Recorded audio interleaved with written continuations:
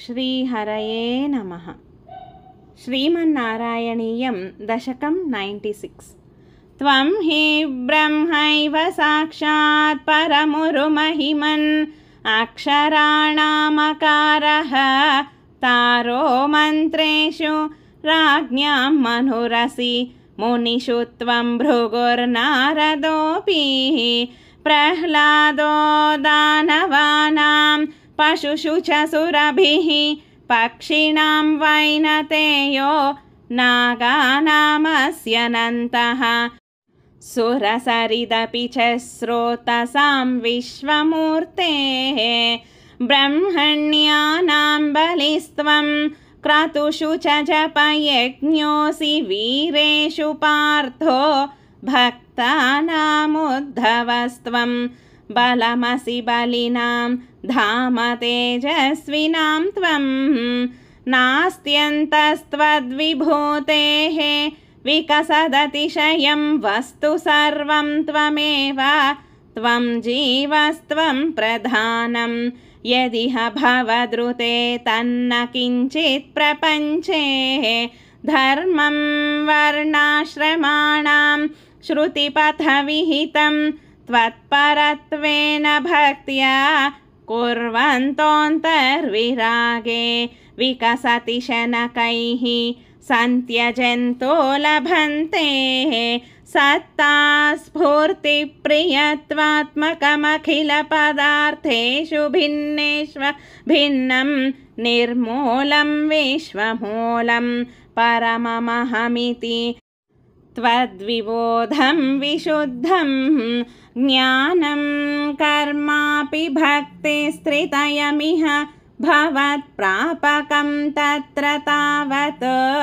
निर्विण्णानामशेषे विषय इह भवेद् ज्ञानयोगेऽधिकारः सक्तानां कर्मयोगः त्वयि हि विनिहितो ये तु नात्यन्तसक्ताः नाप्यत्यन्तं विरक्ताः त्वयि च धृतरसाः भक्तियोगो ह्यमीषां ज्ञानं त्वद्भक्ततां वा लघुसुकृतवशान् मर्त्यलोके लभन्ते तस्मात् तत्रैव जन्म स्पृहयति भगवन् नाकगो नारको वा आविष्टं मां तु दैवात् भवजलनिधिपोतायिते मर्त्यदेहे त्वं कृत्वा कर्णधारं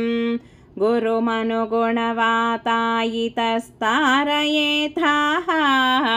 अव्यक्तं मार्गयन्तः श्रुतिभिरपि नयैः केवलज्ञानलुब्धाः क्लिश्यन्तेतीव सिद्धिं बहुतरजनुषामन्त एवाप्नुवन्ति दूरस्थः कर्मयोगोऽपि च परमफले नन्वयं भक्तियोगस्त्वामूलादेव हृद्यः त्वरितमयि भवत्प्रापको वर्धतां मे ज्ञानायैवाति यत्नं मुनिरपवदते ब्रह्मतत्त्वं तु शृण्वन् गाढं त्वत्पादभक्तिं शरणमयति यस्तस्य मुक्तिः कराग्रे त्वध्यानेऽपीह तुल्या पुनरसुकरता चित्तचाञ्चल्यहेतोः अभ्यासादाशु शक्यं